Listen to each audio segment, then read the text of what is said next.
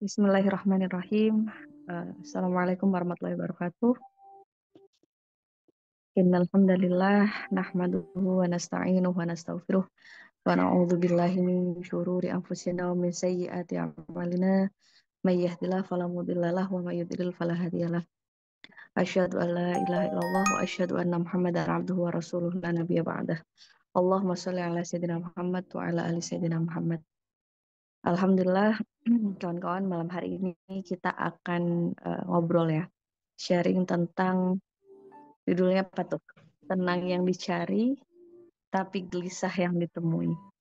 Insya Allah hari ini kita sama-sama ngobrolin muhasabah untuk ke dalam diri. Kira-kira selama ini saya yakin semua dari kita pengen kondisi yang tenang.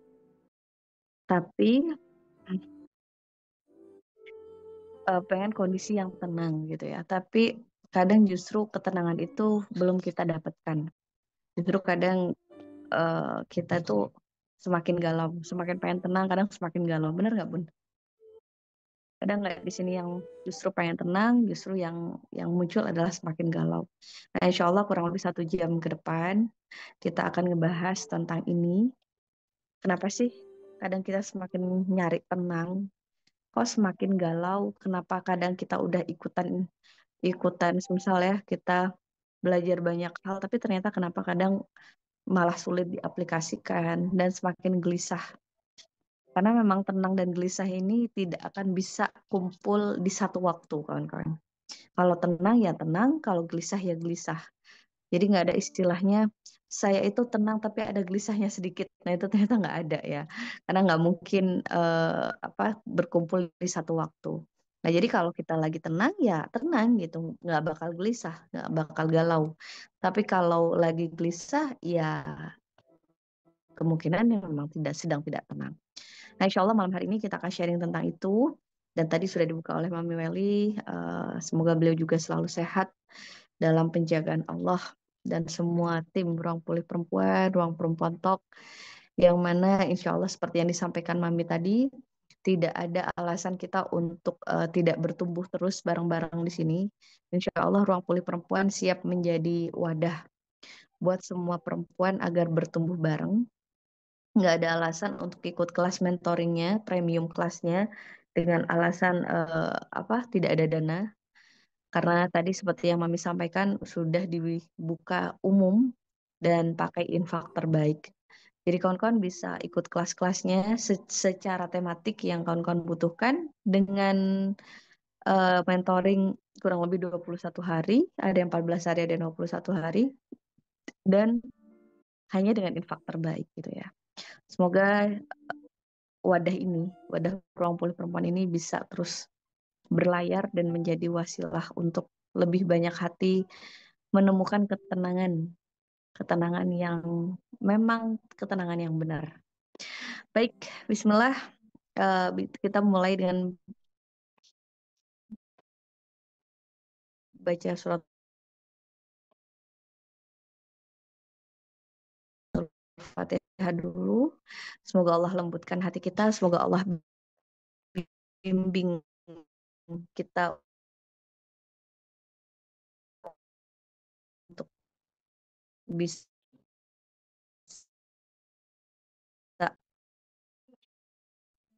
membuat Allah izin ya wa ala kulli niyatin shalihah. Slide-nya Kawil. By the way, ngomong-ngomong nih udah masuk 1.000 partisipan. Emang 1.000 partisipan ini lagi galau semua kah? Enggak juga, Bun, gitu kan. Enggak kan? Cuma mau belajar gitu kan ya. Enggak sih. Lagi kangen, Masya Allah. Ya, Masya Allah, galau dikit-dikit.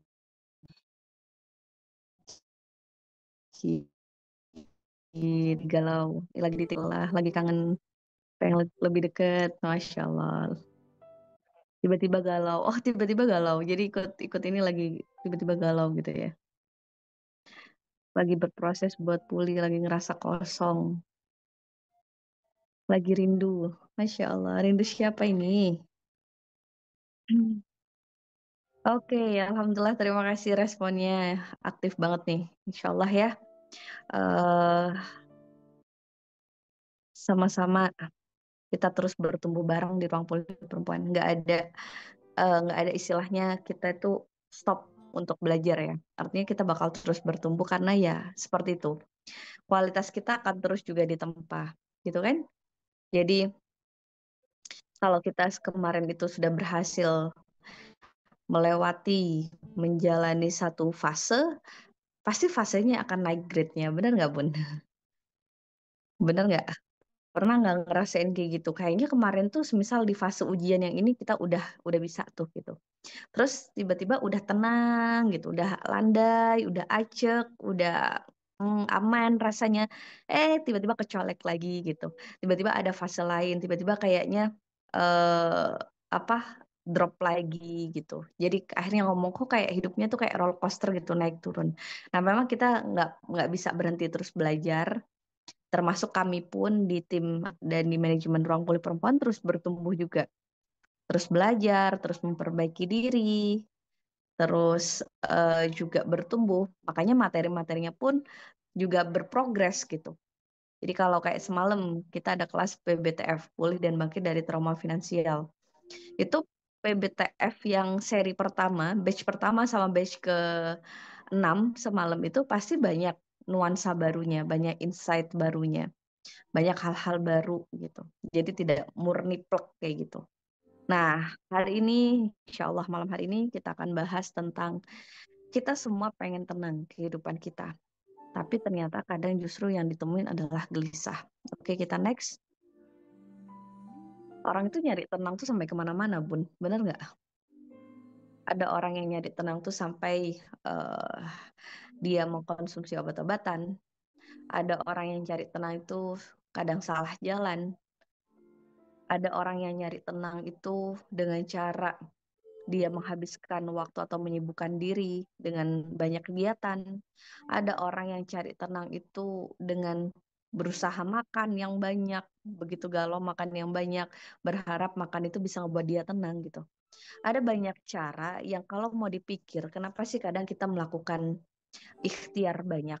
Ternyata endingnya adalah jawabannya karena kita pengen kehidupan yang tenang, kehidupan yang damai, kehidupan kalau dibilang kehidupan yang bahagia itu kehidupan yang gimana? Kehidupan yang landai, yang ya damai gitu. Kehidupan yang tenang, acek, nggak ribut, nggak berisik. Termasuk isi pikiran kita juga nggak berisik. Kehidupan yang pelan, bukan yang gerusak-gerusu gitu. Kehidupan yang ya semuanya terasa kondusif gitu. Nah, kadang kita pengennya seperti itu, tapi ternyata justru tidak ditemukan gitu. Oke, kita back dulu. Nah, pertanyaannya kawan-kawan. Di back dulu, Kawil. Oh ya, di next. Pertanyaannya adalah, seberapa riuh pikiran Anda atau seberapa riuh kehidupan yang Anda saat ini rasakan? Oke, di next.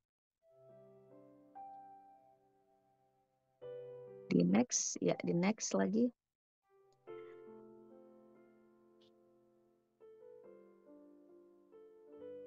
Ya, seberapa riuh kehidupan Anda saat ini menurut Anda? Coba Anda izinkan atau kasih jeda dirinya tuh untuk ngerasain kira-kira seberapa riuh sih kehidupan yang saya rasakan. Berisik banget, sangat riuh, overthinking, riuh oleh satu orang, lumayan riuh. Oke.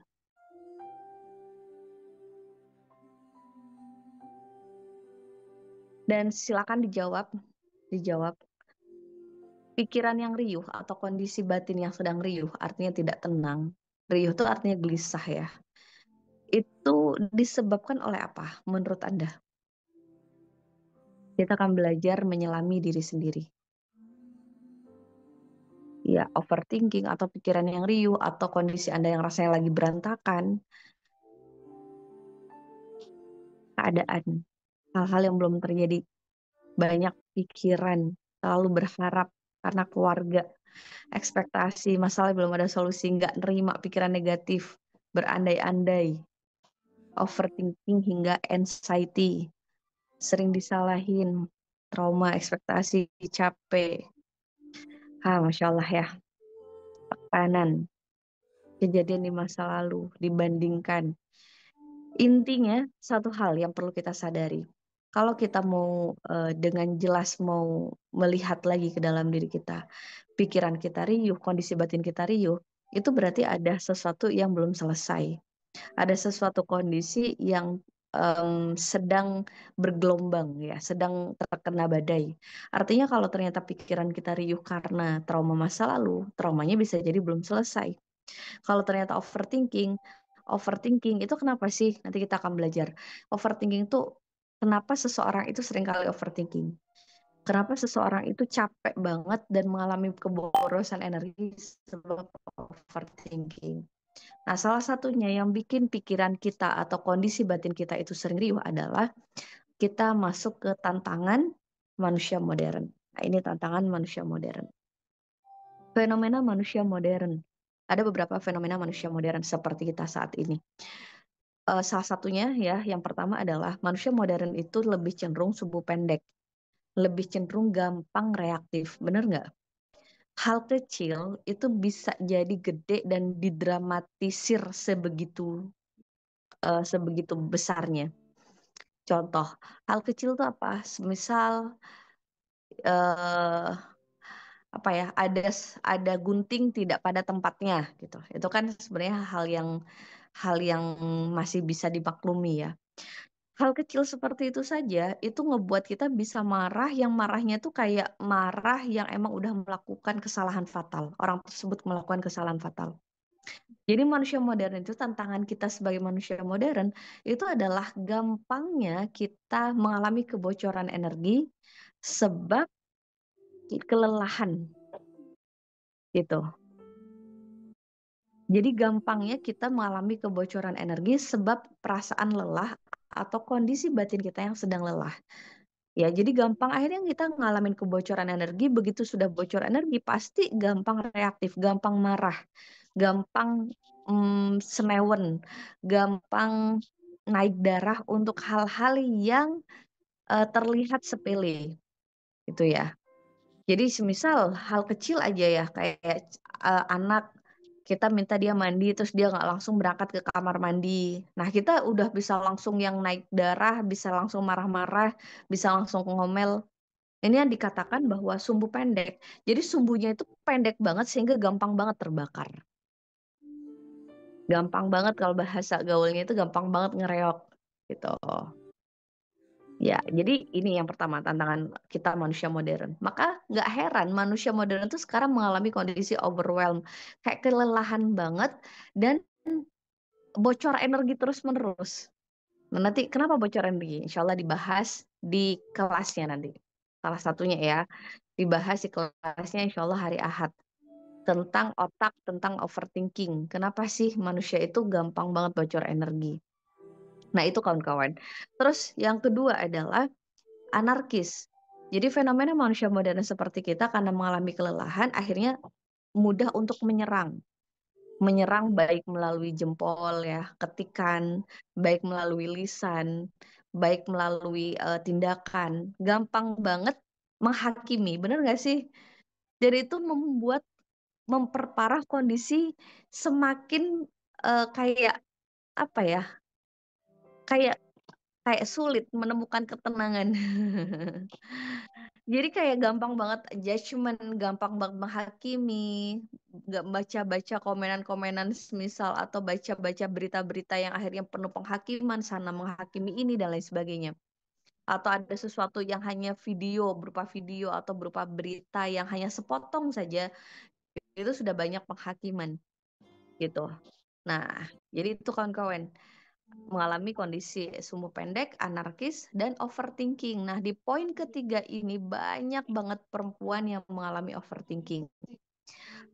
Terus mudah stres, stresnya gampang juga. Jadi dikit-dikit ketika ada suatu hal yang tidak sesuai ekspektasi, itu langsung kayak auto stres banget dan ngerasa kayak dunia udah berakhir, overwhelmed, mengalami kelelahan. Mengalami kelelahan tuh gimana ciri-cirinya, Bun? Salah satu ciri-ciri mengalami kelelahan adalah capek padahal nggak terlalu ngapa-ngapain. Pernah nggak ngalamin gitu? Biasa aja, kegiatannya biasa aja. Ya, ada tidurnya, ada rebahannya, ada scrollingnya, yang ngerjain pekerjaan rumah ya seperti biasanya, tapi rasanya capek banget. Lagi ngalamin, pernah. Pertanyaannya, pernah apa sering ngalamin kondisi ini? Sering. Oke. Nah, ini yang dikatakan overwhelm. Jadi kita kalau mau diurai dari pagi tuh ngapain aja sih? Itu ya kayaknya biasa-biasa aja ya. Bangun jam 4 misal, atau bangun jam 3 terus sholat. Habis sholat begini. Kalau mau dilihat itu ya biasa aja, tapi ngerasa kayak kita capek banget. Kayak capek banget, begitu udah capek, sensitif. Itu gandengannya, Bun. Kalau orang itu udah kecapean, kelelahan, itu sensitif. Bener nggak? Jadi kalau Anda lagi ngerasa sensitif, sadari aja bahwa itu sedang kelelahan. Kita lagi kecapean tuh. Entah capek fisik atau capek batin. Pokoknya kalau orang lagi kecapean itu lebih mudah sensitif, lebih mudah gampang tersinggungnya, lebih mudah sumbu pendeknya, lebih mudah marahnya, lebih mudah menghakiminya itu ketika seseorang kelelahan. Jadi situasi manusia modern, situasi masyarakat secara mayoritas di sekitar kita itu kan gampang reaktif ya, gampang marah, gampang ngomen, gampang menghakimi, gampang kadang ikut campur urusan personal orang lain. Satu hal yang perlu kita sadari adalah kemungkinan besar itu adalah indikator bahwa manusia modern saat ini mengalami kelelahan gitu. Jadi ketika lelah justru bukan malah jeda, bukan menarik diri untuk apa ya, memberikan ruang buat dirinya, tapi yang ada justru semakin lelah dia semakin semakin main HP dan akhirnya semakin overthinking. Nah, inilah kondisi kita ya sekarang. Nah, dan yang terakhir, fenomena manusia modern adalah overprotective. Terlalu berlebihan dalam menjaga sesuatu, termasuk menjaga hatinya sendiri. Ya,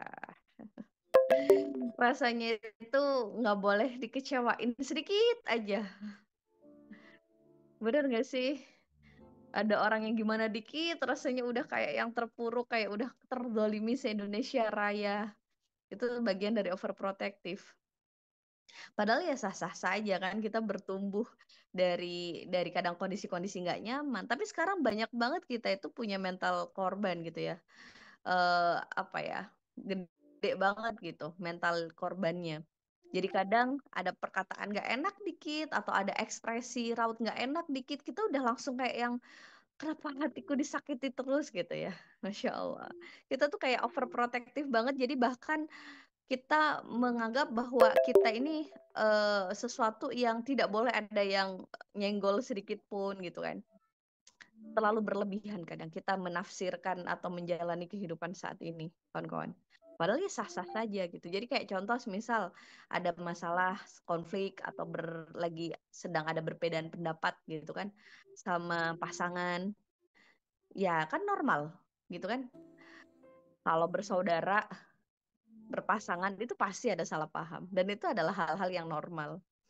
Tapi karena kita masuk ke kondisi overprotective, jadi udah pikirannya udah kemana-mana. Ya Allah, kenapa sih dia berdebat terus? Padahal ya kalau mau dihitung dari seminggu berdebatnya mungkin 2 hari gitu kan. 5 harinya aman-aman aja. Itu bagian dari overprotective. Termasuk, pokoknya gampang banget sekarang itu sensitif karena terlalu berlebihan. Semuanya. Pikirannya terlalu berlebihan, over semua. Proses menjaganya juga terlalu berlebihan. Ketika ini yang menyebabkan akhirnya sekarang orang manusia modern seperti kita yang perlu kita sadari adalah menjadi tidak resilience, menjadi tidak tangguh. menjadi gampang patahnya gitu. Nah, gimana nih tantangan-tantangan kita nih hidup di era modernisasi yang dimana semuanya serba canggih, yang dimana sekarang apapun bisa terpublish, tapi gimana kita tetap bijak menyikapi ini, gitu kan kawan. Oke, kita next dulu. Insya Allah ada ya ciri-ciri ini di dalam diri kita, pasti ada ya, meskipun tidak semua poin, tapi pasti ada beberapa yang kadang oh iya ya gitu kan. Oke, terus kenapa ini bisa terjadi? Nah, ini salah satu penyebabnya. Karena kita menjadi manusia scrolling. Coba Bun, komen dulu di kolom komentar. Sehari menghabiskan waktu berapa jam untuk main HP?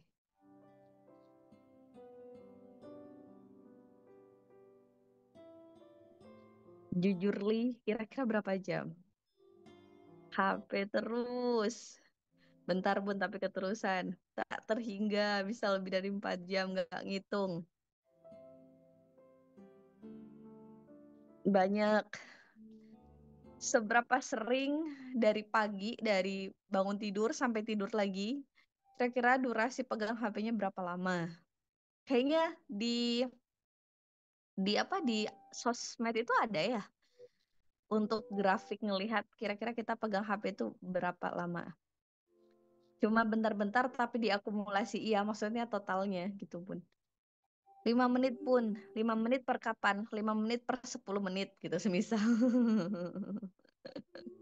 5 menit Bun, bukan 5 menit dalam per 1 jam, bukan. 5 menit per 15 menit gitu semisal. Jadi sekarang itu, coba nih kawan-kawan. Silakan Anda komen. Kalau semisal HP Anda ketinggalan, Anda mau pergi nih, HP Anda ketinggalan, balik nggak? Anda mau makan deh, kalau pergi paling mungkin balik banget ya. Anda mau makan ke sebuah rumah makan. Terus ternyata sudah sampai meja, ternyata Anda lupa HP Anda ada di mobil, misal. Balik nggak ke mobil? Pasti balik. Jelas balik. Wah, balik. Ada beberapa yang tidak ya. Balik. Oke. Itu di mobil ya. Tapi kalau di rumah, Anda mau keluar kota atau mau ke rumah orang tua deh gitu. Mau ke rumah orang tua rencana cuma 2-3 jam lah. Nggak lama. Terus HP-nya ketinggalan. Balik nggak tuh? Balik. Ada yang enggak, ada yang enggak harus balik. Wah, ada yang harus ya. Enggak Bun tapi pusing. Enggak Bun enggak balik tapi pikirannya ada di kira-kira ada notif apa ya di HP gitu. Gelisah tergantung sikon. Nah, ini challenge nih, tantangan nih. Termasuk juga tantangan mungkin di sini ada jamaah umroh nanti yang 1 November insya Allah mohon doanya di ruang pulih perempuan akan ada umroh pemulihan jiwa. Nah, nanti kalau ada jemaah yang ikut malam hari ini, please nanti kita umroh, kita banyak letakin HP-nya gitu. Karena kita sekarang ternyata salah satu yang bikin mengalami kebocoran energi itu adalah karena kita jadi manusia scrolling ya. Dan efek dari scroll HP itu, scroll apapun, pokoknya efek dari pegang HP terus-menerus itu, maka bukan tenang yang didapat. Bukan tenang yang didapat, tapi justru akan mengalami kelelahan yang luar biasa. Jadi by the way kawan-kawan, kalau Anda pengen tenang, pengen nggak ngerasa capek, perlu kayaknya melakukan detox HP, detox sosmed, detox digital. Anggaplah 1 hari itu pegang HP ya beberapa waktu aja, sisanya ditaruh gitu. Bisa nggak kira-kira? Atau seminggu 2 hari nggak usah pegang gitu. Atau seminggu 1 kali gitu. 1 hari detox gitu. Nanti nggak bisa ikut Zoom kajian, nggak apa-apa, mengkaji diri sendiri dulu. Detox sosmed itu butuh juga. Gitu. Makanya saya di sini sekaligus disclaimer ya kawan-kawan. Kalau ada yang DM kadang keskip ya tidak terbalas karena kalau saya di sosmed itu posting biasanya habis itu ditinggal. Jadi mohon maaf kalau kadang tidak bisa membalas DM-DM yang masuk gitu. Oke, jadi yang bikin salah satunya manusia modern seperti kita mengalami kebocoran energi, salah satunya energi itu nanti akan ada beberapa ya, dan ada beberapa juga yang gimana sih bikin bocor energi itu dibahas di kelas hari Minggu nanti. Nah, yang paling besar pengaruhnya adalah karena kita menjadi manusia scrolling. Akhirnya apa yang terjadi? Kita lagi ngapain, tapi pikiran kita kemana-mana. Itu efek buruk dari scroll. Jadi scrolling itu adalah semisal, oke, saya lagi di sini, tapi karena scroll, pikiran saya itu melalang buana kemana-mana. Makanya coba Anda sadari, kalau kita lagi cuci mata, gitu ya, lagi window shopping, lagi cuci mata di salah satu e-commerce, anggaplah yang ada keranjang-keranjangnya itu, capek nggak Bun? Coba kalau lagi cuci mata, lagi cari-cari barang, lagi ngecek-ngecek di e-commerce gitu ya, dan nyari barang, terus kemudian ini mau belanja kayak gitu, capek nggak? Capek banget. Mending mana menurut Anda? Capek belanja langsung offline atau belanja online? Oh nggak Bun, karena hobi. Capek mana? Belanja online atau belanja offline? Beberapa online, ada beberapa yang online. Capek dua-duanya. Iya, memang akan capek dua-duanya, tapi beda tingkat capeknya. Kalau belanja offline, itu capeknya fisik. Jadi kayak misal kita ke pasar gitu ya, kita jalan, itu capeknya fisik. Tapi kalau belanja online, itu sini yang capek. Yang capek itu pikirannya. Itu kenapa? Karena kalau offline ya dia lagi begitu, ya dia juga eh, sedikit banyak kalau HP-nya ditaruh dia bisa khusyuk gitu ya, bisa menikmati belanjanya, melihat barangnya, dia jalan gitu ya, dia ada aktivitas gerak. Nah, tapi kalau online itu kan fisiknya dia diam, stay di satu tempat, tapi pikirannya kayak yang nyari gitu, pikirannya kemana-mana gitu. Jadi itu yang bikin salah satunya kenapa manusia scrolling itu lebih mudah mengalami kebocoran energi. Oke, kita lanjut di next. Ya, dan makanya nih teman-teman tips nih ya, ini tips. Insya Allah di akhir bulan atau bulan depan ya akan ada kelas psikosomatis. Kawan-kawan boleh ikut ya, dan salah satu agar kita lebih cepat pulihnya itu adalah miliki kualitas tidur yang baik. Ya, kualitas tidur yang baik itu adalah tidur yang mengalami deep sleep.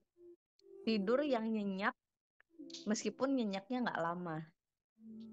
Dan orang biar bisa tidur deep sleep itu adalah jauh-jauhin HP-nya. Kalau menurut studi, insya Allah orang itu akan mengalami bisa tidur deep sleep ketika setengah jam minimal tidak pegang HP. Jadi HP-nya jauh terus nggak pegang HP. Tapi kalau kita masih kayak scroll dulu terus langsung ketiduran atau malah HP di sebelah kita, itu kemungkinan besarnya agak sulit untuk deep sleep. Maka sulit untuk melakukan recovery. Dan ini cara yang oke nih, karena tubuh kita kalau masih terus-terusan mengalami kesulitan untuk tidur, ya jadi kita insomnia lah, atau kita tidur tapi ternyata tidurnya masih mikir, maka yang terjadi adalah batin kita mengalami kelelahan yang luar biasa.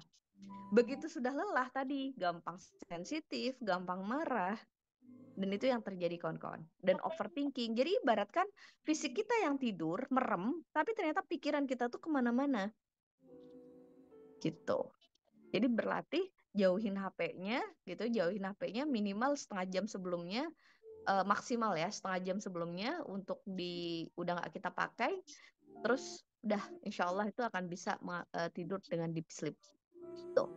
Nah, nah ini yang terjadi akhirnya kita manusia modern mengalami badai informasi. Dan ini yang bikin banyak banget seseorang mengalami kelelahan mental. Sekarang itu yang capek bukan fisik. Kalau fisik itu saya rasa lebih capek orang dulu, kawan-kawan. Bener nggak? Kalau orang dulu itu jalan-jalan beneran. Kalau sekarang ada sepeda listrik, ada sepeda motor, tinggal pencet barangnya datang ke rumah, nggak usah ke pasar barangnya datang, COD gitu-gitu kan, DO, pokoknya gampang banget sekarang. Kalau capek fisik itu orang dulu tuh capek fisik.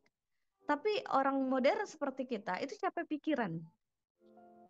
Fisiknya nggak terlalu lelah, tapi pikirannya yang overwhelm, yang begitu mengalami kelelahan banget. Makanya disebut kelelahan mental. Dan ternyata ketika yang capek ini pikiran, itu juga sangat besar berpengaruh terhadap kondisi fisik. Berbeda kalau yang capeknya fisik. Kalau capek fisik, dia tidur, bangun fresh. Tapi kalau capek pikiran, susah tidur. Kalau ataupun tidur, masih bangun, ya kayak orang udah habis mimpi buruk, kayak digebokin orang sekampung, badannya tetap sakit, badannya tetap nggak seger. Itu yang terjadi. Nah, salah satunya kenapa kondisi banyak manusia modern seperti kita mengalami kelelahan mental itu adalah karena adanya badai informasi. Jadi kawan-kawan, ini yang perlu kita sadar ya. Perbedaan orang dulu sama orang sekarang. Orang dulu ujian hidupnya juga banyak. Jadi yang mengalami ujian hidup itu tidak hanya di era kita saat ini. Orang tua kita juga punya ujian hidup. Nenek kita, kakek kita, paman-paman, terus kemudian buyut yang atas-atasnya gitu ya. Itu juga punya ujian hidup. Tapi kenapa di zaman modern seperti kita saat ini itu gampang banget patahnya? Ternyata yang bikin kelelahan mental ini adalah serangan badai informasi. Orang dulu itu informasinya terbatas. Tapi orang sekarang itu mengalami badai informasi itu luar biasa. Namanya badai, maka air itu dibutuhkan. Tapi kalau terjadinya dalam kondisi badai, maka tenggelam, kawan-kawan. Kita membutuhkan air sebagai salah satu sarana untuk hidup. Gitu. Air itu salah satu sumber untuk tetap survive, kita bisa bertahan hidup. Tapi kalau air itu datang dengan cara badai, maka yang ada adalah bukan kita bisa menikmati air tersebut, benar? Yang ada adalah kita tenggelam bersama air itu. Begitupun informasi saat ini. Yang terjadi adalah kita mengalami badai informasi. Maka kawan-kawan, izin dengan hormat saya bertanya. Menurut kawan-kawan, efektif nggak sih kalau Anda sehari ikut Zoom 10 kali?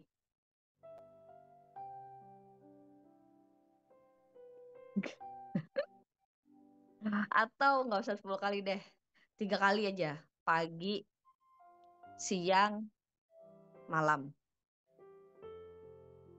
Oke, nggak ya, tidak efektif. Pertanyaannya, bisa diaplikasikan nggak? Bisa diamalkan nggak materi-materi yang kita pelajari? Nggak. Oke, saya 5 kali, Bun. Wah, Masya Allah, ada yang 5 kali. Oke, lanjut pertanyaan selanjutnya. Terus, yang kita lakukan selama ini gimana? Setiap dapat informasi kita cerna dulu atau kita timpa informasi satu dengan informasi yang lain? Coba boleh Anda komen di kolom komentar. Cerna. Berarti kalau habis ada Zoom seperti ini, teman-teman jeda dulu, kasih waktu dulu, atau besok pagi kalau ada Zoom langsung ikut lagi, ditimpa. Kira-kira yang mana? Cerna. Timpa. Kasih jeda. Selama ini ketimpa. Belum dicerna sudah ketimpa. Jeda. Oke. Bun, izin saya mengingatkan untuk diri kita.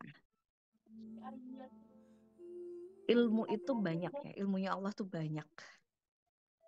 Tapi semua itu juga ada masanya, ada waktunya. Artinya adalah kita belajar itu adalah ibadah yang bakal kita lakukan sampai kita menutup mata. Tapi belajar ini pun ada prosesnya. Jangan sampai kita jadi orang yang nafsu sehingga justru apa yang kita pelajari jadi nggak bisa kita amalkan. Tubuh kita itu punya keterbatasan. Tubuh kita itu butuh juga proses untuk mencerna pemahaman-pemahaman dari apa ilmu atau informasi yang kita dapetin. Jadi contoh seperti ini. Anda lagi lapar. Terus Anda masuk ke toko roti. Di toko roti itu dia menjual 50 jenis roti. Menurut Anda, karena Anda ngelihat, ini roti ini bagus, roti ini kayaknya kelihatannya enak, roti ini kayaknya enak, Anda ngambil banyak tuh. Anggaplah Anda ngambil 15 roti. Dari 50 roti yang dipajang, yang ada menu di situ, Anda ngambil 15 roti. Karena menurut Anda itu adalah roti-roti yang best seller, roti-roti yang enak. Pertanyaan saya, kira-kira bisa nggak roti itu kita makan dalam satu waktu? Anda makan roti jenis pizza, habis pizza makan brownies. Habis brownies langsung makan jenis-jenis yang lain. Enggak. Kira-kira kalau 15 roti itu Anda habiskan di dalam satu waktu, yang satunya masih ada, Anda tambah, Anda tambah, Anda tambah. Pertanyaan saya, yang ada adalah Anda jadi kenyang, enak, kerasa nikmat masing-masing rotinya, atau justru apa yang terjadi? Muntah, muntah, mau muntah, mual, enak, blenger, begah, mual. Nah, dan pasti perutnya nggak enak kan? Overload. Ini yang terjadi pada kondisi mental kita saat ini. Dengan terbukanya saat ini akses pembelajaran di mana-mana, akhirnya ngebuat kita tidak memfilter, tidak memberikan waktu untuk mencerna apa sih yang butuh kita ini. Jadi contoh malam hari ini dicerna dulu. Oh iya ya, berarti harus gini. Itu kasih jeda tuh. Sama seperti roti itu. Kalau kita makan nih roti jenis yang gurih, makan dulu. Enak banget. Kasih jeda dulu. Begitu dia udah rada turun ininya gitu ya di perut kita, baru kita bisa ngambil yang tipe yang manis, roti yang manis, makan baru kita bilang, yang ini manis enak nih. Baru kita akan kerasa. Tapi kalau masih gurih, belum belum kita telan, kita timpa dengan yang manis, rasanya tambah nggak karu-karuan. Ini yang bikin banyak sekarang bahasa-bahasa begini. Udah banyak ikut kajian, udah sering ikut kelas parenting, kelas healing, sudah sering ikut Zoom, tapi kok buyar semua saat mau praktek. Tapi kok nggak berubah-berubah? Pernah nggak sih dapet sentilan kayak gitu? Kayaknya kamu ngaji terus, kayaknya kamu ikut Zoom terus, tapi kok nggak berubah-berubah? Terus drop dong dibilang kayak gitu, langsung kayak, ternyata tidak ada fungsinya saya ngaji, tidak ada fungsinya saya ikut kajian, tidak ada fungsinya saya ikut Zoom. Nggak kayak gitu sebenarnya. Alhamdulillah, alhamdulillah kita masih masuk ke majelis-majelis ilmu. Tapi ingat, semua butuh, otak kita juga butuh proses untuk mencerna pemahaman-pemahaman itu. Sehingga apa? Ketika ada satu yang kita cerna, maka maksudnya gini, itu tuh akan nempel baru. Nah, begitu sudah bisa nih, baru kita naikin grade. Nah, nanti itu akan melengkapi pemahaman satu, pemahaman dengan yang lain. Nah, berapa lama proses mencernanya? Silahkan ditentukan dengan kebutuhan masing-masing. Masing-masing orang nggak sama. Ada yang ketika dapat materi nih, dicerna, satu hari cukup, ternyata besok dia udah bisa nampung lagi. Ada yang seperti itu. Jadi masing-masing orang tidak sama. Jadi sesuaikan dengan kapasitas Anda. Intinya adalah, ya kayak tadi ya, kita tidak badai informasi dulu. Karena ketika badai informasi akan menimbulkan yang pertama, overthinking. Kekhawatiran-kekhawatiran yang akhirnya tambah nggak berujung. Contoh seperti ini. Baru ikut kajian parenting misal. Di parenting dibilangin ada teori A. Terus ikut parenting yang lain, terus tiba-tiba dibilangin kalau A itu salah. Pasti akan mengalami kebingungan. Kok gini sih, katanya kemarin gini. Akhirnya bilang, sebenarnya yang mana sih yang benar? Nah, ini adalah salah satu efek di mana kita tidak menelaah. Yang menurut pendapat teori itu tuh begini. Ternyata pendapat itu karena begini-begini. Kalau kita ngasih jeda tidak, maka kita akan bisa mengurai. Oh, berarti sebenarnya hanya beda sudut pandang, hanya beda view aja. Oh, ternyata kalau yang ini begini-begini. Dan kita tidak akan jadi orang yang saklek, orang yang kaku. Karena ketika kita ada nih ilmu A, langsung kita telan, nggak dikunyah. Ibaratkan kayak roti, dikasih makan roti, kita nggak pakai kunyah bun, langsung telan, glep glep gitu kan. Akhirnya kita nggak punya kemampuan untuk memilah. Tapi kalau kita punya kemampuan ngunyah, kalau kita ngunyah, ini kayaknya ada batunya deh. Rotinya kok kayaknya ada yang masih belum mateng deh gitu semisal. Kayaknya ada bahan-bahan yang nggak pas deh. Kita bakal ngeluarin itu langsung, oh ini ternyata ini. Kita akan tahu tuh. Dan setiap ilmu pun perlu dikunyah. Dikunyah. Maksudnya kayak, maksudnya itu gini, maksudnya gini. Oh ternyata maksudnya gini. Sehingga kita tidak jadi orang yang kaku. Faktanya saat ini banyak banget orang yang kaku. Artinya adalah ketika menerima informasi yang berbeda itu langsung menyerang. Kok gitu? Padahal kata Ustadz itu begini. Kok begitu? Padahal di kajian yang mana itu katanya begini. Terus yang mana yang benar? Terus kalau saya begini harusnya gimana dong? Nah, itu akhirnya menjadi pribadi-pribadi yang kaku. Benar? Jadi begitu sama Allah dikasih PR yang sebenarnya polanya sama, cuman soalnya tulisannya beda dikit, udah langsung galau. Udah langsung kayak, ya Allah, kok beda lagi padahal pola jawabannya sama. Itu yang terjadi. Jadi kita kayak jadi orang yang kalau di bahasa spiritual motherhood itu bahasa saya adalah orang yang human doing, orang yang seperti robot. A ya harus A, B harus B. Jadi contoh begini. Ini contoh ya Bun ya. Kalau di ruang puli perempuan kadang banyak yang apa ya tanya gitu misal, Bun, jeda itu harus berapa lama gitu? Ya sesuaiin aja sama dirinya. Ya berapa Bun gitu? Berapa lama misal, atau Bun, rilisnya itu kayak minum obat gitu kan. Rilisnya itu eh, boleh sehari berapa kali misal. Bun, berapa berapa hari sekali kita wajib rilis. Nah, itu kan disesuaikan dengan kebutuhan masing-masing. Benar nggak?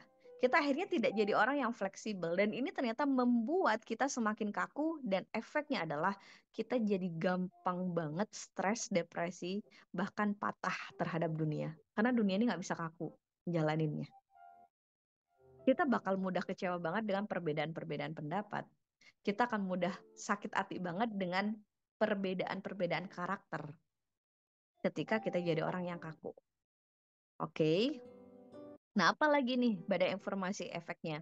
Kelelahan mental yang tadi, sulit ngambil keputusan. Ada nggak kawan-kawan yang sulit ngambil keputusan? Atau bahkan kadang kalau mau ngambil keputusan, tanya netizen dulu. Menurut kalian, aku kira-kira bagaimana gitu semisal. Banyak nggak sih kalau akan perhatikan di sosmed, nanya netizen untuk ngambil keputusan? Semisal, menurut kalian aku pakai ini apa ini gitu. Aku pengennya tapi ini, tapi kata netizen ini, ya udahlah aku pakai ini semisal. Kalau yang sering live live gitu kan mungkin ya. Milih sepatu, kadang tanya Gemini, Masya Allah.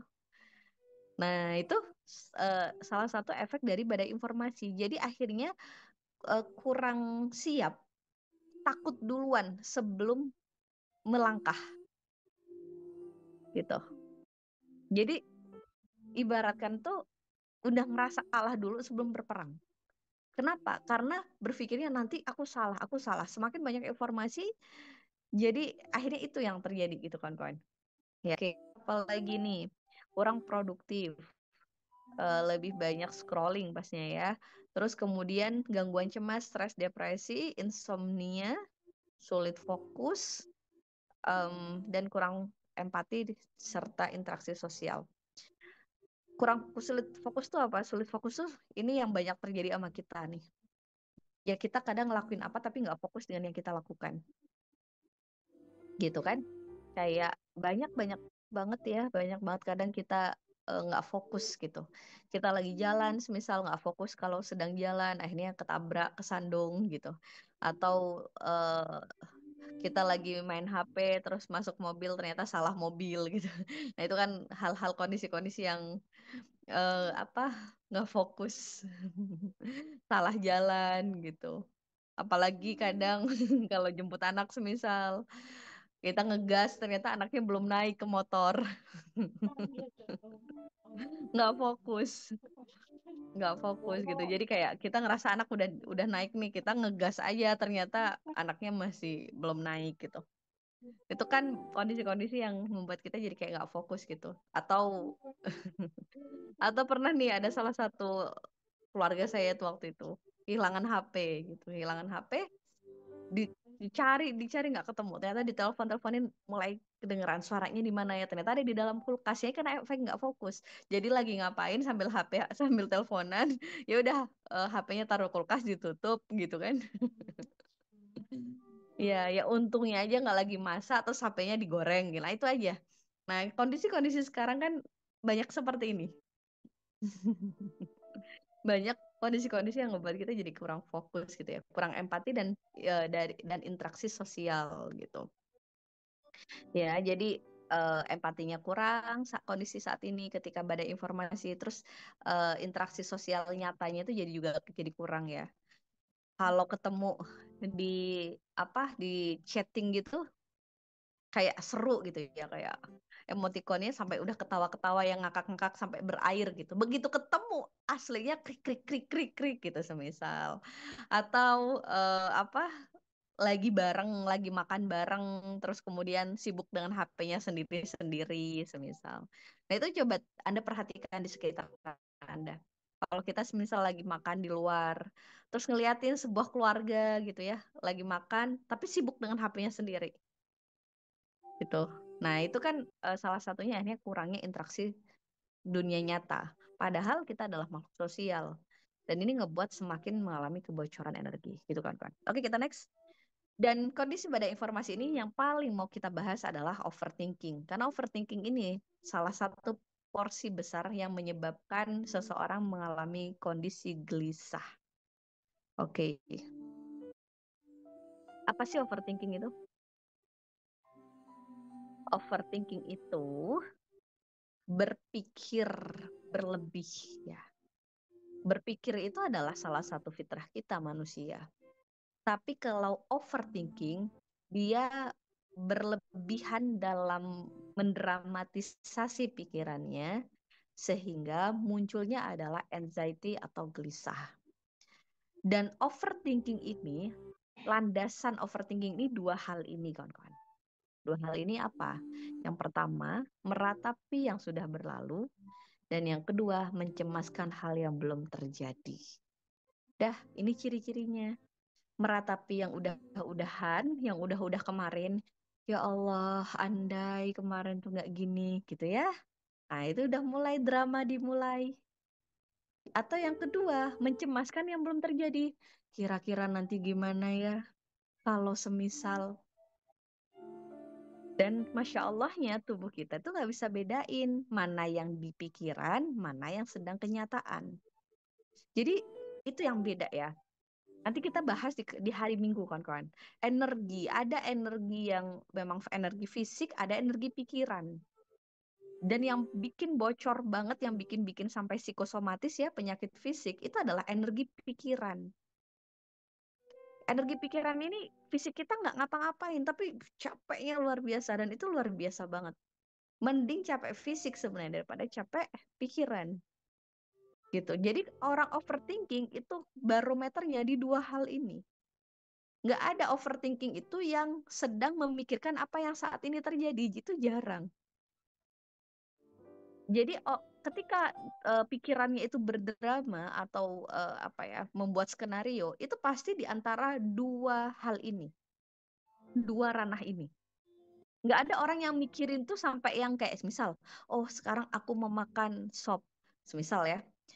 Oh ya udah makan sop. Nanti kira-kira sop ini ada ulatnya nggak? Nah itu kan udah geser tuh. Kira-kira nanti itu pasti akan nanti. Tapi kalau kita fokus dengan apa yang kita lakukan saat ini, maka dia tidak akan overthinking. Jadi overthinking ini adalah kondisi di mana seseorang sedang ada di dua fase ini. Dua fase ini, fase sedang meratapi hal yang sudah terjadi dan mencemaskan hal-hal yang belum terjadi. Masya Allah ya kawan-kawan. Quotes of the day. Yang berat itu bukan menjalani, tapi memikirkan yang belum dijalani. Oke, nanti silahkan bikin quotes selalu tag Anik Al-Fakiroh dan Ruang Pulih Perempuan. Ya, yang berat itu sebenarnya bukan menjalani, tapi memikirkan hal-hal yang belum dijalani dan meratapi hal-hal yang sudah terlewati. Itu yang bikin berat sebenarnya. Begitu dijalanin, biasa aja gitu. Contoh. Sekarang lagi panas ya.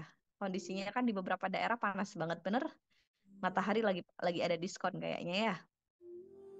Suhunya, cuacanya tuh lagi cukup panas gitu. Nah, kalau kita jalanin, ya enggak sih, nggak apa-apa gitu, aman-aman aja. Tapi kalau kita baru dapat informasi belum dijalanin, suhu di Indonesia akan mengalami kenaikan dan mengalami panas, bla bla bla bla, karena begini, itu langsung udah pikiran kemana-mana. Terus nanti gimana kalau anakku alergi gitu kan? Nanti gimana kalau semisal jemput terus tiba-tiba panas banget dan lain sebagainya, itu udah mulai drama tuh. Tapi begitu dijalanin, alhamdulillah kita bisa melewati. Zaman waktu COVID itu overthinking, nanti gimana kalau begini, begitu udah dijalanin, kelewatin, ya kita bisa ngelewatin fase itu. Jadi sebenarnya yang berat itu memang bukan menjalani, tapi memikirkan yang belum dijalani dan meratapi yang sudah dijalani. Oke. So kawan-kawan, overthinking ini itu dua poin ini bermain ranahnya. Dan insya Allah tentang overthinking, gimana Bun biar nggak overthinking, capek Bun, overthinking capek, pikiran rame. Bahkan kadang banyak dari kita yang capek mendengar pertengkaran pikiran sendiri. Benar? Pikirannya itu ribut, bertengkar. Bertengkarnya itu bukan antara kita sama orang lain, tapi bertengkarnya antara kita dengan pikiran kita sendiri. Pastikan kawan-kawan hadir di tanggal 26, ada kelas mengelola overthinking. Belajar terampil mengelola overthinking. Overthinking ini pasti hadir lah. Cemas itu pasti ada. Ngelihat flashback masa lalu pasti ada lah kondisi-kondisi yang kadang kok gini ya, kok gini. Tapi bagaimana kita nggak larut di kondisi itu agar tidak berlebihan. Kalau sudah sering overthinking, biasanya memang kena ke penyakit psikosomatis. Apa salah satunya? Salah satunya adalah asam lambung, emah GERD. Itu rata-rata overthinking tuh. Ya, kawan-kawan. Nah, itu. Jadi, ini dua ranah di mana orang tuh sering overthinking. Meratapi yang sudah berlalu, mencemaskan hal yang belum terjadi. Nanti kita akan belajar sama-sama ngelola. Ketika ada overthinking itu apa sih yang harus dilakukan? Gitu. Ketika ada overthinking itu gimana sih cara kita ngerespon? Apakah marah-marah? Apakah pengen buru-buru overthinkingnya pergi? Atau gimana? Nah, itu akan belajar di tanggal 26 hari Ahad jam 9 pagi, kawan-kawan. Oke? Sekali lagi, seperti yang Mami Welly sampaikan, kalau memang teman-teman ngerasa butuh dengan ini, eh, tidak ada alasan untuk tidak ikut karena tadi ya insya Allah sudah dibuka seluas-luasnya dan ini ada mentoringnya. Jadi ada pembinaannya, ada riadohnya, ada latihannya. Sehingga insya Allah membuat teman-teman lebih paham bahwa oh kalau overthinking itu harus begini ya, gitu. Oke, kita next. So, mari belajar berdamai dengan overthinking. Karena perempuan, Bun, kalau udah pikirannya kemana-mana, itu perasaannya juga bad mood, bener? Perempuan itu gitu. Masya Allah. Pikirannya nih, buka scroll sosmed. Melihat banyak informasi-informasi yang terjadi pada orang lain, misal. Apa ya, contoh-contoh, semisal ngelihatin ada anak yang lagi viral ya, ada anak yang dibully. Ini lagi beberapa viral di parenting nih. Ada anak-anak yang dibully sampai ada yang mengakhiri hidup, gitu kan?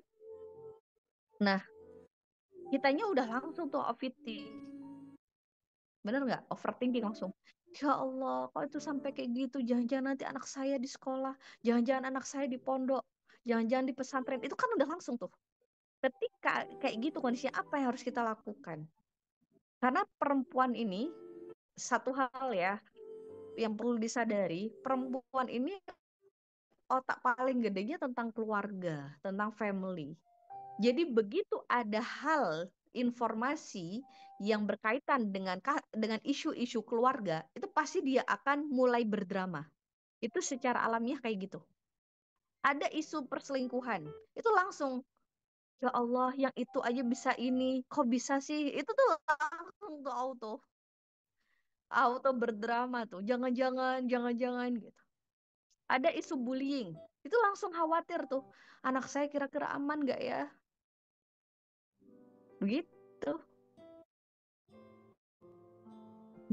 Jadi langsung auto apa ya bereaksi karena otak paling gedenya adalah tentang family. Begitu ada isu-isu yang bersinggungan sama itu, dia langsung akan menciptakan sebuah kekhawatiran atau jangan-jangan dengan trauma gitu, gampang-gampang gelisah, gampang trauma dengan kondisi-kondisi informasi yang ada di sekitar kita. Gimana cara nanggepinnya ini?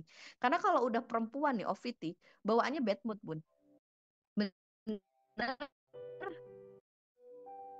Anda kalau lagi drama nih, lagi pikirannya lagi kemana-mana, good mood apa bad mood kira-kira menurut Anda? Bad mood. Contoh, ada seseorang yang meninggal, anaknya masih kecil. Itu langsung kita OVT tuh. Ya Allah, terus kalau saya meninggal usia muda nanti anak-anak sama siapa? Udah langsung drama kan? Dan itu udah bawaannya bad mood biasanya. Udah auto yang lemes, mellow, sedih, udah yang nggak enak, moodnya nggak bagus. Padahal ya belum terjadi. Bener? Gitu. Belum lagi hal-hal yang isu-isu yang banyak terpublish gitu kan. Sering saya sampaikan begini kawan-kawan. Sekarang ini masuk di fase orang itu gampang trauma dengan cerita hidup orang lain. Sekarang ini masuk fase itu. Yang ada kejadian siapa, yang ikut ikut mengalami perubahan esmosi siapa. Bukan emosi, esmosi. Yang ada masalah siapa, yang nggak terima siapa. Gitu sekarang. Yang lagi dapat ujian siapa, yang galau dan rasanya dunia runtuh siapa. Gitu. Itu kondisi-kondisi sekarang yang akhirnya membuat seseorang tuh ngerasa bahwa capek, jenuh, terus kemudian lelah gitu. Karena pengen ngurusin semua. Urusannya bunda-bunda di RPP semisal 1.000 orang mau diurusin semua kan nggak mungkin. Kita nggak mungkin gitu kan. Dan itu yang salah satunya yang bikin kondisi kita jadi kayak nggak tenang. Ketika itu kita sudah main-main di ranah yang bukan ranah kita, pasti nggak tenang. Dan salah satunya overthinking. Dua ranah ini bukan ranah kita. Jadi kalau kita udah main-main di hal-hal yang bukan ranah kita, itu bawaannya biasanya tidak tenang. Nanti kita akan bahas di kelas overthinking gimana sih caranya mengelola ketika badai informasi, gimana ngelola ketika pikiran-pikiran itu liar, tiba-tiba datang, gimana caranya. Oke, Bismillah, kita akan belajar berdamai dengan overthinking. Pastikan teman-teman ikut karena infak terbaik ya, infak terbaik dengan nominal yang insya Allah cukup untuk ini. Kenapa sih Bun tetap pakai infak gitu? Karena insya Allah kalau kita ada yang dilepas, semoga ada apa ya, ada hal yang kita juga ikhtiarkan gitu sih kawan-kawan. Jadi karena kalau yang biasanya kalau kita open gratis kadang itu tidak benar-benar nancep gitu. Tapi kalau ada sesuatu yang kita ikhtiarkan, insya Allah semoga jadi sarana untuk mengikat ilmu itu, gitu ya. Berdamai dengan overthinking. Siapa di sini teman-teman yang pengen berdamai dengan overthinking? Yang pengen bestie sama pikirannya sendiri? Yang nggak pengen musuhan lagi? Masya Allah. Emang ada ya yang sering musuhan sama pikirannya? Sering berantem sama pikirannya? Yang kalau overthinking itu rasanya kayak udah kesel sendiri, keselnya sama diri sendiri, berantemnya sama pikirannya sendiri gitu kan. ada saya ya kesel sendiri, pikiran dan hati berantem gitu. Terus siapa yang menang tuh kalau berantem? Nggak sampai musuhan tapi nggak enak kalau drama ya. Dan sedikit banyak pasti mempengaruhi kondisi fisik Anda gitu. Jadi overthinking ini tidak perlu kita musuhi sebenarnya. Tidak perlu kita hakimi juga. Tidak perlu kita benci, tidak perlu kita jauhi atau hilangkan. Karena semakin ingin hilangin, semakin sulit dihilangin. Semakin dibenci, semakin datang dia. Semakin nggak pengen overthinking, semakin overthinking. Semakin nggak pengen meratapi masa lalu, semakin teratapi. Semakin nggak ingin mencemaskan masa depan, semakin mengkhawatirkan masa depan. Gitu prinsipnya. Maka ya ayo kita pahami bahwa memang pikiran ini adalah pemberian dari Allah. Cuman ya gimana caranya kita kelola pikiran ini sehingga ketika datang badai-badai badai. Jadi ibaratkan kalau eh, di alam itu kalau misal mau ada badai kita udah tahu cara menanggulanginya. Atau bahkan kita preparing bahwa oh gimana biar nggak banjir nih, berarti salurannya harus dibenerin nih, pembuangan airnya kemana nih biar tidak ini. Itu kita harus belajar. Oh gimana nih caranya? Oh kalau kayak gini efeknya seperti ini. Berarti kalau banjir apa dulu nih yang harus diperbaiki? Itu kita mesti belajar. Itu kita akan memeluk overthinking ini. Artinya adalah spill dikit kawan-kawan ya. Spill dikit materinya nanti di hari Ahad. Salah satu penyebab kenapa orang mudah overthinking itu salah satu faktor besarnya adalah ada trauma yang belum selesai. Ketika seseorang masih belum selesai traumanya, maka kemungkinan besar dia akan sering muncul pikiran-pikiran negatif gitu. Dan semakin pikiran negatif itu sebenarnya bukan untuk mengancam kita, bukan untuk kita marahin, bukan untuk kita apa ya keselin, bukan. Pikiran negatif yang muncul itu sebenarnya adalah gejolak-gejolak yang minta diberesin. Itu clue-nya. Jadi kalau tiba-tiba kawan-kawan mikirin ini, itu ada maksud. Itu letupan-letupan yang minta diberesin. Jadi jangan justru marah sama letupan itu, lalu kayak kamu udah deh nggak usah mikirin itu, lalu kita tekan lagi, pressure lagi, enggak. Itu letupan itu adalah indikator dari dalam diri bahwa dia minta diberesin, minta disediakan waktu untuk disembuhkan lukanya. Maka insya Allah nanti kita akan belajar mengenali kira-kira sumber Anda overthinking ini yang mana. Karena pasti ada sumbernya. Ada orang yang overthinking sejak terjadi case apa. Ada orang yang overthinking sejak kecil, oh kemungkinan punya luka pengasuhan. Ada yang orang jadi overthinking sejak ada badai itu. Nah itu butuh dicari sumbernya dulu. Begitu. Ada trigger muncullah overthinking.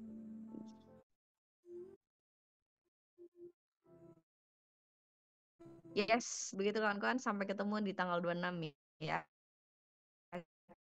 Kita akan belajar itu di letupan-letupan yang hadir atau kondisi-kondisi trigger gampangnya ya, trigger atau letupan emosi yang hadir, pikiran-pikiran negatif yang hadir, ingat jangan langsung dihalau, itu adalah penanda. Itu adalah letupan-letupan yang minta kita selesaikan. Habisnya kita nggak nyelesain, jadi dia akan terus begitu. Logikanya itu kayak gitu. Jadi ibaratkan gini,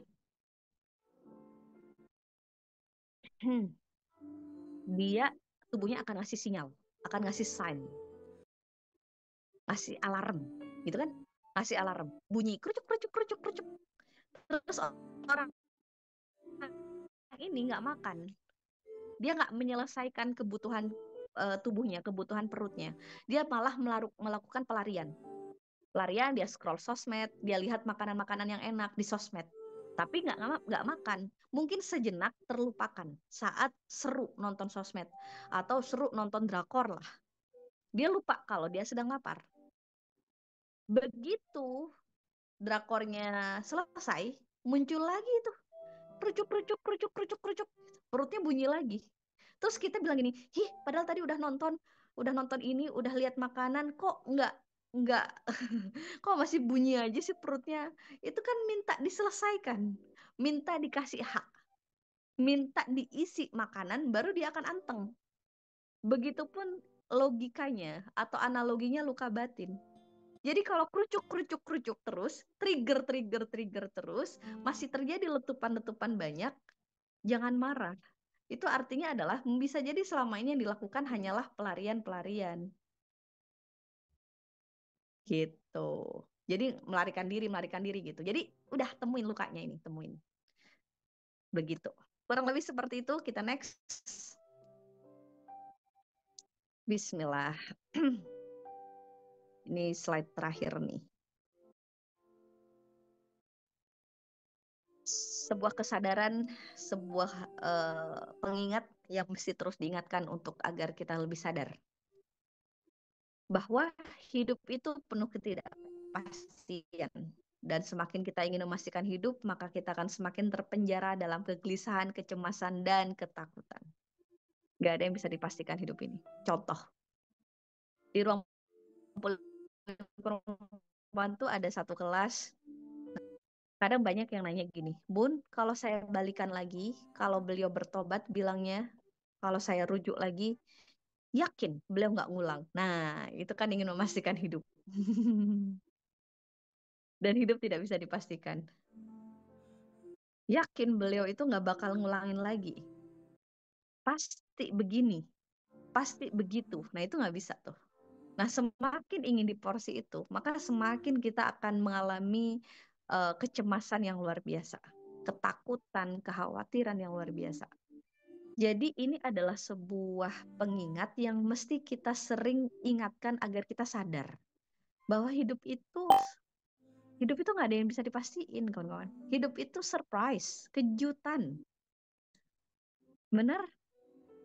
Hidup itu ya nggak bisa kita pastiin.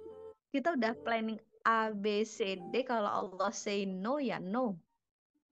Kalau Allah pengen ngerubahnya jadi D, E, F, ya udah jadi D, E, F. Nggak ada yang bisa kita pastikan dalam hidup ini. Kesadaran ini ternyata membuat kita menjadi orang yang lebih lentur. Tapi kalau kita pengen memastikan terus, make sure terus hidup ini, maka kita akan jadi orang yang kaku dan gampang banget patah. Yang bikin gampang patah itu ketika kaku. Gitu, ketika kaku. Tapi kalau ya unya, ya di saat kita sudah terampil mengelola overthinking. Jadi lentur, nggak gampang tersinggung, nggak gampang patah, nggak gampang marah dengan perbedaan. Dia akan lebih lentur. Begitu kan, kawan. Jadi nggak ada yang bisa dipastikan. Nggak ada yang bisa dipastikan. Kadang kenapa kita banyak kagetnya di dalam hidup ini tuh karena kita berpikirnya tuh seringkali masih teknis gitu. Masih apa ya? Kalau bahasanya tuh masih ini banget gitu loh. Kayak kayak 1+1 tuh harus 2 gitu. Saya melakukan ini berarti harus begini. Kalau saya udah gini berarti harus jawabannya begini gitu. Masih kayak gitu banget. Sehingga akhirnya itu yang membuat kita jadi tidak lentur menjalani kehidupan. Ops, lentur itu bukan berubah-ubah, Bun. Lentur itu bukan berarti pelin-pelan. Lentur itu artinya adalah kita tidak kaku.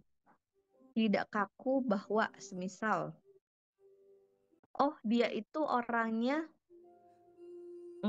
baik. Lalu kita kaku bahwa dia berarti harus seperti itu terus-menerus. Tapi lentur itu punya kesadaran bahwa semuanya itu dinamis. Dinamis itu artinya akan ada fase naik turun, fase di mana seseorang mengalami proses perubahan, fase di mana orang lain akan ada bad mood-nya, ada good mood-nya, fase di mana kehidupan kadang datang siang dan malam, itu lentur. Gitu. Jadi lentur itu bukan berarti berubah-ubah, bukan berarti pelin-pelan, bukan. Lentur itu artinya kesadaran untuk menjalani kehidupan dinamis, secara dinamis. Gampangnya gitu ya. Dia punya plan, tapi dia juga punya kesadaran bahwa ya plan ini terserah Allah gimana nanti mau ngasihnya. Itu lentur. Dan orang yang kaku itu artinya orang-orang yang ketika dia sudah punya keinginan, dia berpikir itu harus, itu wajib gitu. Itu kaku. Kurang lebih seperti itu ya. Kan kok nanti lebih jelasnya dibahas di tanggal 26. Bisa mengikuti sikon. Lentur itu artinya adalah lapang dada. Lapang dada dengan apa ya, dengan kondisi apa yang ada. Dia tapi bukan berarti orang berlapang dada, orang ikhlas, orang berserah itu bukan berarti pasif loh ya pun. Bukan berarti orang berserah itu nggak ngapa-ngapain, bukan. Lapang dada, ikhlas, berserah, tawakal itu urusan hati. Tapi ya tetap gerak. Jadi jangan sampai gini. Oh, kata Allah nih, mayat tawakal Allah fahuwa hasbuh. Barang siapa yang bertawakal sama Allah, Allah akan cukupkan. Ya udahlah, saya tiduran aja terus bilang ya Allah tolong dong hadiahkan 1 miliar dari langit. Nah, bukan kayak gitu. Tawakal itu juga upaya aktif. Jadi eh, fisik kita aktif, pikiran kita juga juga tidak bertumpu tangan lah ya. Intinya seperti itu. Tapi hati kita yang berserah pada Allah. Kurang lebih seperti itu.